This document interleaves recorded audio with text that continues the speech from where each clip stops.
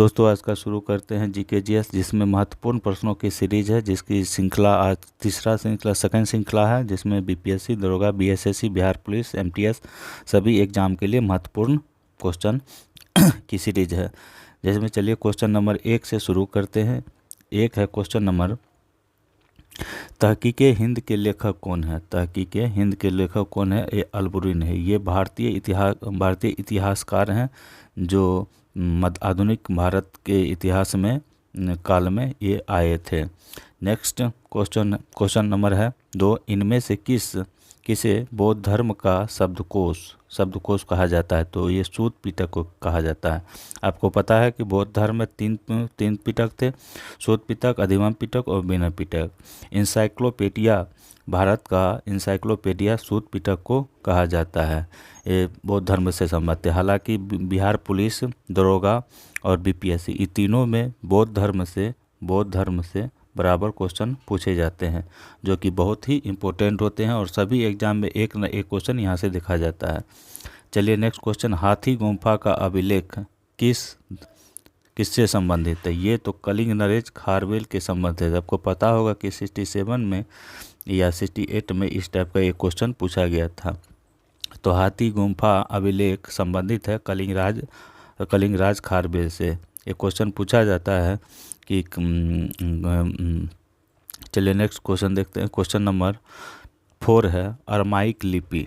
Aramaic, ऐसे question number हाथी गुम्फा के बाद था, ये क्वेश्चन था महाभारत का उल्लेख किस अभिलेख में किया गया है? ये क्वेश्चन था।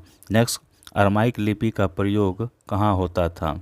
तो ये अफ़गानिस्तान में और पाकिस्तान में, ये दोनों जगह अरमाइक लिपि का प्रयोग होता था।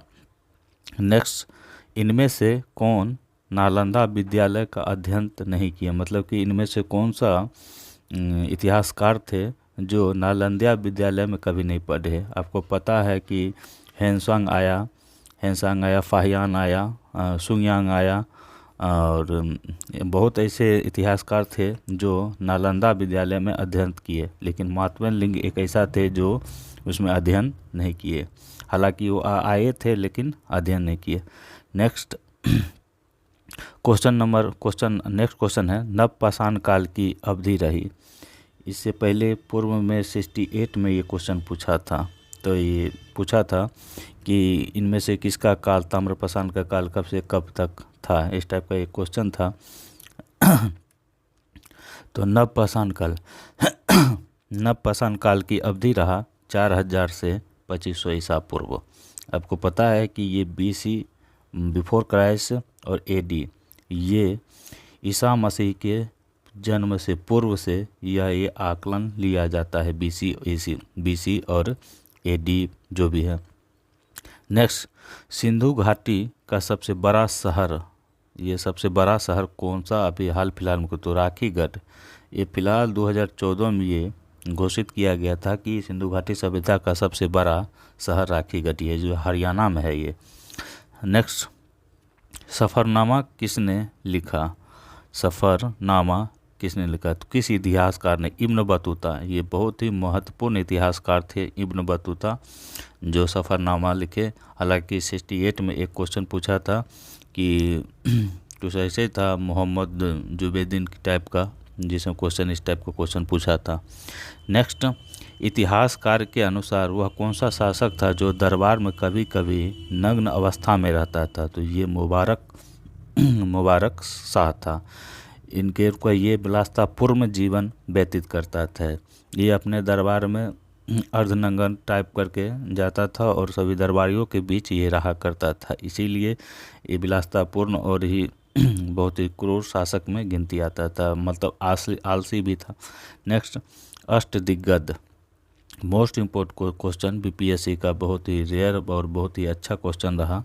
अष्टदिग्गज दरबारी कवि थे कृष्णदेव राय का। नेक्स्ट क्वेश्चन आगे बढ़ते हैं। नेक्स्ट क्वेश्चन है बहिष्कृत भारत। ये क्वेश्चन पूछा चुका है। बहिष्कृत भारत का प्रकाशन किसने किया? तो BR अम्बेडकर ने बहिष्कृत भारत का प्रकाशन किया। हालांकि ये प्रकाशन से, संपादक से, संस्थापक से रिलेटेड बहुत ही क्वेश्चन पूछा जाता है। Next, Sarda act. Sarda act में बालक और बालिकाओं की उम्र सीमा क्या थी? तो 18.14 अनुपात थी, मतलब 18 अगर बालक का था तो 14 बालिका मतलब लड़की का था। नेक्स्ट क्वेश्चन है कामागाटामारो, ये एक जहाज़ था।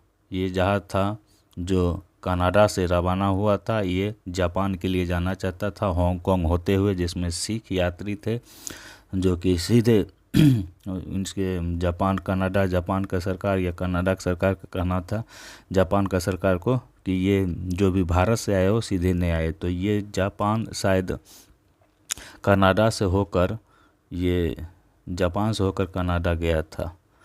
नेक्स्ट, आज़ाद हिंद फौज की द्वितीय ट्रायल में विद्रोही व्यक्ति कौन थे? तो अब्दुल राशिद। हालांकि ये क्वेश्चन एक काटजू टाइप का तृतीय ट्रायल में क्वेश्चन 67 में पूछा गया था। नेक्स्ट, जय हिंद करने का सुझाव किसने दिया? तो ये आबिद हुसैन। ये शायद विदेश में पढ़ते थे, जो कि सर्वप्रथम जब ये सुभाष चंद्र बोस से मिले थे तो ये सर्वप्रथम जय हिंद का सुझाव दिए थे। ये एक विद्यार्थी थे जो अभिवादन जय हिंद से किया था। नेक्स्ट, कोठारी आयोग संबंधित था उच्च माध्यमिक शिक्षा। हालांकि पूछा जाता है सेलर आयोग किससे संबंधित था और शिक्षा के लिए कौन कौन व्यक्ति इसमें बहुत ही योगदान दिया था, इस टाइप से भी क्वेश्चन पूछा जाता है। नेक्स्ट, पायनीर का प्रकाशन कहाँ से हुआ था? तो पायनीर का प्रकाशन ये इलाहाबाद से हुआ था। आपको पता है कि इलाहाबाद की संधि हुआ था। आपको पता है इलाहाबाद में सबसे बड़ा उस समय का सुप्रीम कोर्ट था। अभी भी जनसंख्या के दृष्टि में सबसे बहुत बड़ा है वो। नेक्स्ट, महात्मा गांधी को जेल अनुभव कब हुआ था? तो 1908 में। हालांकि 1915 में आए थे, 15 में आए थे और इनको 1908 में अफ्रीका के वहाँ में उन्हें जेल का प्रथम बार अनुभव हुआ था, जिसमें एक अब्दुल्ला के मुकदमा लड़ने के लिए गए थे। नेक्स्ट, दांडी यात्रा कितने किलोमीटर तक चला था? तो ये 390 किलोमीटर तक चला था। 78 अनुयायी के ये साथ में चला था और ये गुजरात के अहमदाबाद होते हुए गया था। ये बिहार में भी इनका प्रमुख एक जगह था, वहाँ भी इन्होंने होते हुए गया था। नेक्स्ट, भारत का सबसे बड़ा जन आंदोलन था? तो असहयोग आंदोलन। हालांकि सब बहुत ही ऐसा आंदोलन लड़ा गया था, असहयोग आंदोलन, दांडी आंदोलन, चंपारण आंदोलन, खेरा आंदोलन, अहमदाबाद मिल आंदोलन, ये सभी लड़ा गया था। लेकिन उनमें से अगर देखा जाए तो बहुत ही बड़ा जन आंदोलन असहयोग आंदोलन था। नेक्स्ट, किसकी अध्यक्षता में भारतीय संवैधानिक आयोग का गठन किया गया? मोस्ट इंपॉर्टेंट क्वेश्चन है, रिपीटेड क्वेश्चन है, ये पूछा जा सकता है। तो साइमन कमीशन जब 1927 में बना था 1928 में ये बम्बई आया था और 1930 में अपना रिपोर्ट प्रकाश किया था। तो 27 में आया था, 28 में ये बम्बई आया था और 29 में अपना ये रिपोर्ट बनाया था और ये 1935 के अधिनियम इसके तहत ही जोड़ा गया था। नेक्स्ट क्वेश्चन है, जिन्ना का 14 सूत्रीय फार्मूला कब शुरू हुआ? तो ये 1908 में, 1928 में शायद ये शुरू हुआ था। नेक्स्ट सही है। चलिए आगे नेक्स्ट सीरीज देखते हैं कल, और इसका तीसरा सीरीज होगा जिसमें बहुत पूर्ण क्वेश्चन और ये व्याख्या करके भी समझाया जाएगा आप लोग को। हालांकि मैं जो भी समझाता हूँ ठीक से समझाता हूँ या नहीं, इसे कमेंट्स, लाइक और सब्सक्राइब कर दे ताकि इससे मोटिवेट मिलता और इससे अच्छा क्वेश्चन आपको कहीं नहीं मिलेगा। बहुत ही इम्पोर्टेंट क्वेश्चन है जो कि इस एग्ज़ाम के लिए 100% श्योर आएगा ही ये क्वेश्चन। चलिए।